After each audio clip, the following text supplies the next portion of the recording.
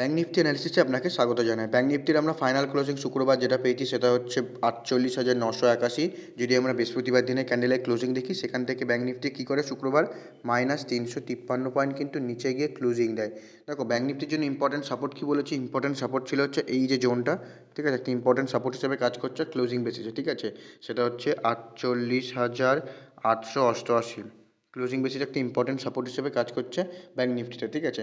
যদি দেখি মার্কেট কী করে, এই সাপোর্টের এখানে কদিন ধরে লাস্ট এই সাপোর্টটাকে নিয়েছে, যদি দেখি 1 দিন 2 দিন 3 দিন 4 দিন 5 দিন 6 দিন ধরে কিন্তু, মানে প্রায় এক সপ্তাহ ধরে কিন্তু, 1 উইক ধরে কিন্তু এই সাপোর্টটাকে কিন্তু স্ট্রং সাপোর্ট হিসেবে নিয়েছে। মার্কেট কিন্তু এই সাপোর্টের নিচে গেছিলো, কিন্তু মার্কেট সাপোর্টের নিচে গিয়েও কিন্তু মার্কেট কী করে, এর উপরে এসে কিন্তু ক্লোজিং দেয়, ঠিক আছে। তো মার্কেটের জন্য এখন ব্যাঙ্ক নিফটির জন্য ইম্পর্টেন্ট সাপোর্ট হচ্ছে সেটা হচ্ছে 48,888 একটা ইম্পর্টেন্ট সাপোর্ট ক্লোজিং বেসিসে, ঠিক আছে। যদি মার্কেট কী করে, যদি দেখা গেল মার্কেট এই যে সাপোর্ট রেঞ্জটা রয়েছে 48,888, এর নিচে যদি ব্রেকডাউন করে এবং ব্রেকডাউন করার পরের দিন যদি হোল্ড করতে থাকে এর নিচে, তো এখান থেকে কিন্তু একটা ডাউন সাইড মুভমেন্ট দেখা যেতে পারে 1000 পয়েন্টের মতন, ঠিক আছে। কারণ এই সাপোর্টটাকে ব্রেকডাউনের পর নেক্সট যে সাপোর্ট বেরিয়ে আসবে সেটা হচ্ছে এই যে লো, ঠিক আছে। কারণ এর মাঝে কোনো সাপোর্ট নেই, ব্যাঙ্ক নিফটিতে ক্লোজিং বেসিসের মাঝে কোনো সাপোর্ট নেই, ঠিক আছে। নেক্সট যে সাপোর্ট বেরিয়ে আসবে সেটা হচ্ছে এই যে সাপোর্টটা একটা স্ট্রং সাপোর্ট হিসেবে কাজ করবে, এই যে জোনটা যেটা হচ্ছে 47,888 কিন্তু ক্লোজিং বেসিসে ইম্পর্টেন্ট সাপোর্ট বেরিয়ে আসবে। যদি মার্কেট কী করে 48,888 এই লেভেলটাকে যদি ব্রেকডাউন করে, 48,888 যদি লেভেলটাকে ব্রেকডাউন করে, তো নেক্সট যে সাপোর্ট বেরিয়ে আসবে সেটা হচ্ছে 47,888। কারণ এই 48-এর পরে নেক্সট যে সাপোর্ট বেরিয়ে আসবে সেটা হচ্ছে 47,888, কারণ এর মধ্যে কোনো সাপোর্ট নেই ক্লোজিং বেসিসে, ঠিক আছে।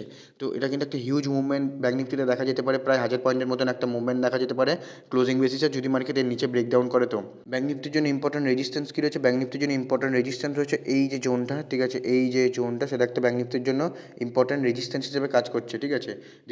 যে রেজিস্ট্যান্স সেটা হচ্ছে 49,555।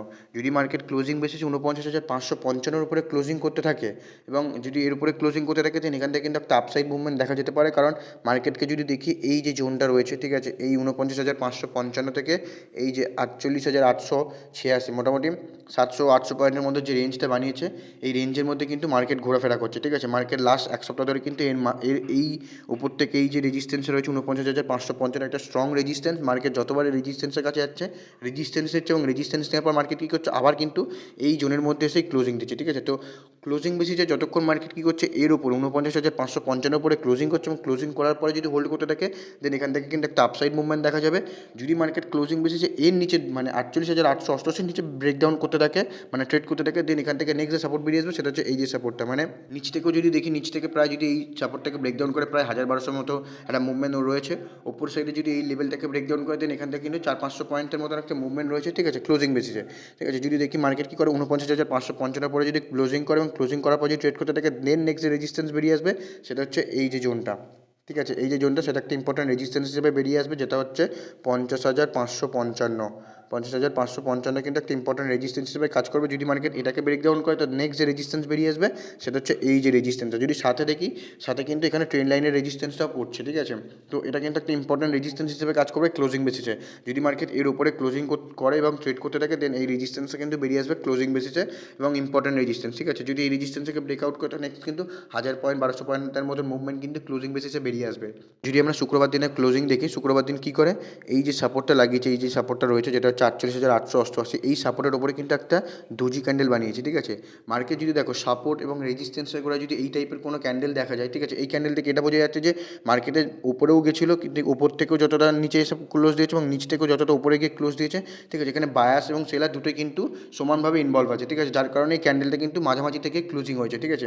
তো দেখা গেল মার্কেট কী করলো, যেহেতু এটা সাপোর্টের গোড়ায় বানিয়েছে, দেখা গেল এর পরের দিন, মানে নেক্সট দিন, মানে সোমবার দিন যদি এই সাপোর্ট, এই যে ক্লোজিং দিয়েছে, ঠিক আছে, এই ক্যান্ডেলের যদি হাইয়ের ওপরে গেলে ক্লোজিং দেয়, এই ক্যান্ডেলের যদি হাইয়ের ওপরে গিয়ে ক্লোজিং দেয়, দেন এখানে কিন্তু একটা আপসাইড মুভমেন্ট দেখা যেতে পারে ক্লোজিং বেসিসে, ঠিক আছে।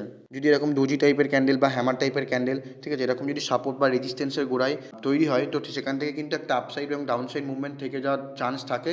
যদি মার্কেট তার পরের দিন সেই ক্যান্ডেলের প্রিভিয়াস যে ক্যান্ডেল, মানে সেই হ্যামার বা ডোজি ক্যান্ডেলের উপরে যদি ক্লোজিং করে, দেন এখান থেকে কিন্তু একটা আপসাইড মুভমেন্ট এবং ডাউনসাইড মুভমেন্ট কিন্তু দেখা যায়, ঠিক আছে। তো এখন যদি দেখি সাপোর্টের করে এরকম একটা ক্যান্ডেল বানিয়েছে, যদি এর উপরে ক্লোজিং করে, ঠিক আছে, এর হাইকে যদি ব্রেকআউট করে, দেন এখান থেকে কিন্তু একটা আপসাইড মুভমেন্ট দেখা যেতে পারে ক্লোজিং বেসিসে, ঠিক আছে। তো যদি ভিডিওটি ভালো লেগে থাকে অবশ্যই লাইক, কমেন্ট এবং চ্যানেলটিকে সাবস্ক্রাইব করে নেবেন। দেখা হচ্ছে পরের ভিডিওতে, ততক্ষণ ভালো থাকবেন, সুস্থ থাকবেন।